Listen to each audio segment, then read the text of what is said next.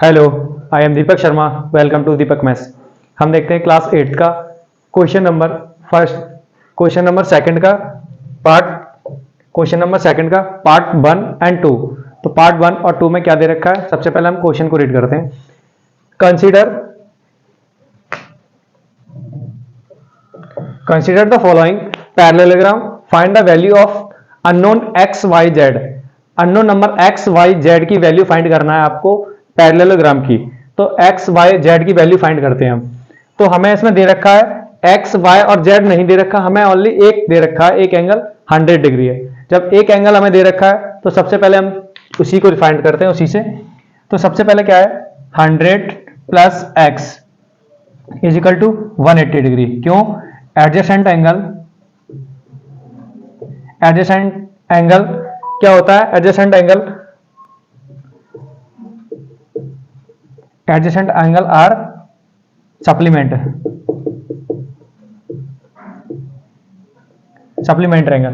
Angle कितने का होता है? 180 डिग्री का। Supplement angle equal to 180 degree. तो सप्लीमेंट एंगल हमें यहां से मिल चुका है 100 plus x equal to 180 degree. तो value of x equal to कितना आ जाएगा? 180 minus 100 equal to value of x equal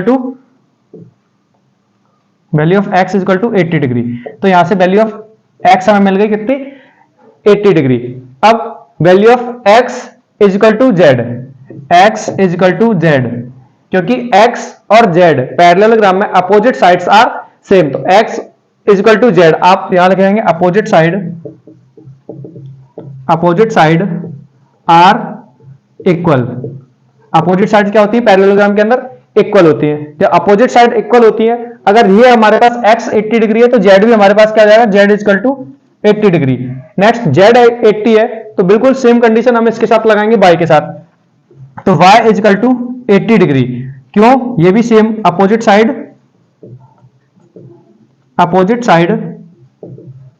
are equal या फिर सेम भी लिख सकते हैं।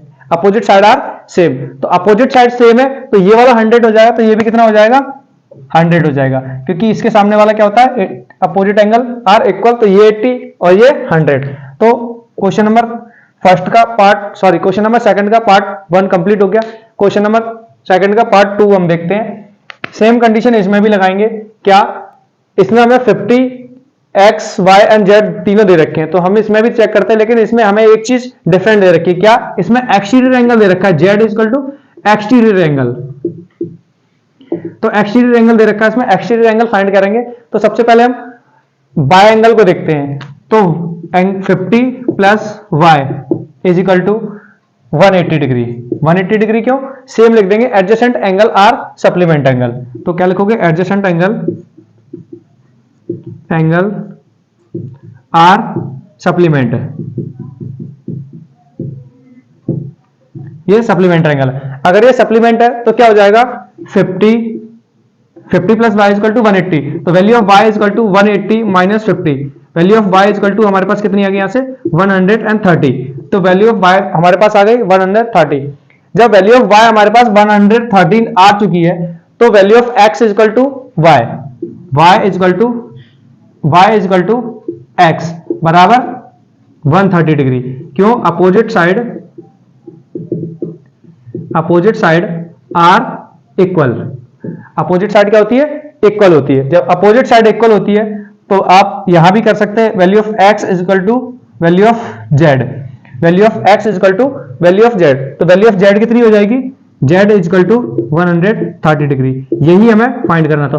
तो पार्ट नंबर 1 और पार्ट नंबर 2 हमारा कंप्लीट हो चुका है। इसी में हम पार्ट नंबर 3 और पार्ट नंबर 4 या आगे उससे होंगे वो भी सारे कंटिन्यू करते हैं। तो आप इसको पहले नोट डाउन कीजिए।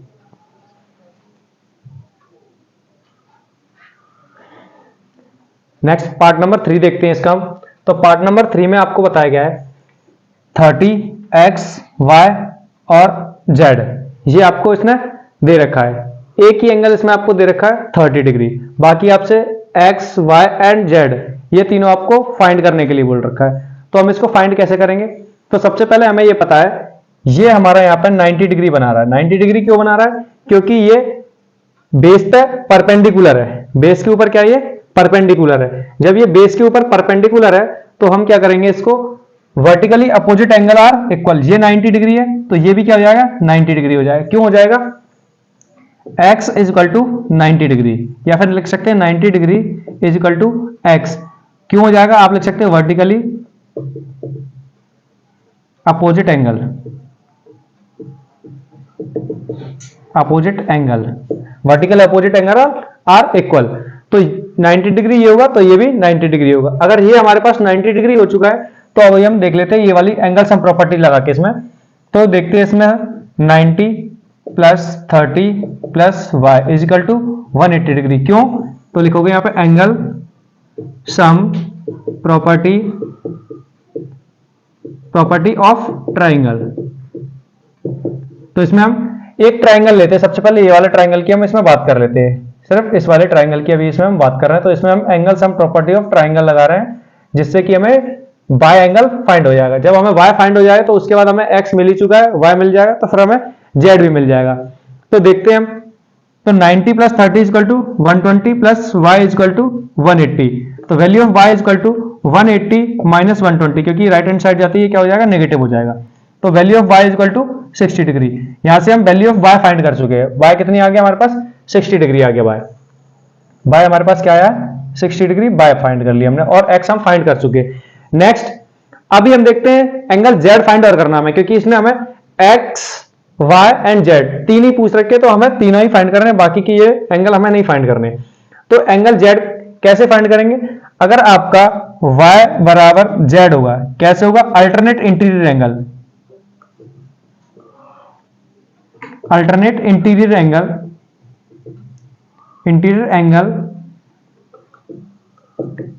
Angle are equal, alternate interior angle कैसे होते हैं, इक्वल होते हैं।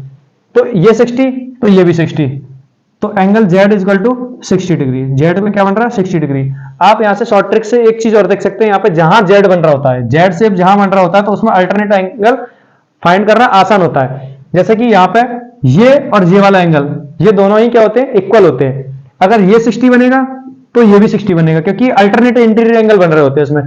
तो ये या सीधा जेड बन रहा हो या फिर उल्टा जेड बन रहा हो, तब भी आप ये वाला और ये वाला क्या करेंगे, इक्वल कर देंगे इन दोनों को। तो यहां से आप, तो ये देखिए यहां से जेड बन रहा था हमारा, ये और ये, तो ये वाला और ये वाला क्या होगा, सेम हो जाएगा। तो हमने एक तो यहां से ही फाइंड कर दिया, दूसरा मैंने आपको शॉर्ट ट्रिक से ही बता दी। तो आप इसको नोट डाउन कीजिए। हम पार्ट 4 देखते हैं। तो पार्ट 4 में हमें उसने क्या बोल रखा है, तो इसमें हमें दे रखा है x y and z find करने को पूछ रखा है। एक एंगल हमें उसने दे रखा है, तो angle 80 is equal to z, corresponding angle, क्या करस्पॉन्डिंग एंगल। तो करस्पॉन्डिंग एंगल ये भी क्या हो जाएगा, angle z is equal to 80 degree. अगर हमारे पास जेड एंगल 80 डिग्री आ गया, ये वाला हमारे पास कितना आ गया 80 डिग्री आ गया, तो दूसरा हमारे पास y आ जाएगा। y कैसे आ जाएगा, 80 degree is equal to y, 80 degree और y बराबर होंगे, कैसे, अपोजिट एंगल से, अपोजिट एंगल प्रॉपर्टी से। तो अपोजिट एंगल प्रॉपर्टी लगाते ही ये वाला भी हमारा क्या होगा, y angle is equal to 80 degree. अब हमारे पास क्या बचा, एंगल x। तो एंगल x को फाइंड कैसे करेंगे, एंगल x फाइंड करने के लिए हम क्या करेंगे, x और y इनको मिलाएंगे, y plus x is equal to 180 degree. क्यों, adjacent angle are supplement angle, तो आप लिखेंगे एडजेसेंट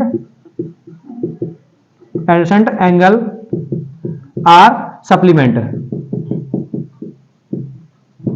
सप्लीमेंट्री एंगल कितना होता है 180 डिग्री। तो ये दोनों मिलके कितना बनाएंगे 180। तो हमारे पास y है, y कितना है 80 plus x is equal to 180 degree. तो value of x is equal to 180 minus 80, तो value of x is equal to 100 degree. तो यहां से हम x, y एंड z तीनों ही फाइंड कर चुके हैं, और आई होप आपको बहुत अच्छे से समझ आएगा। इसका लास्ट पार्ट एक और बचा, आप इसको नोट डाउन कीजिए, उसको भी देखते हैं।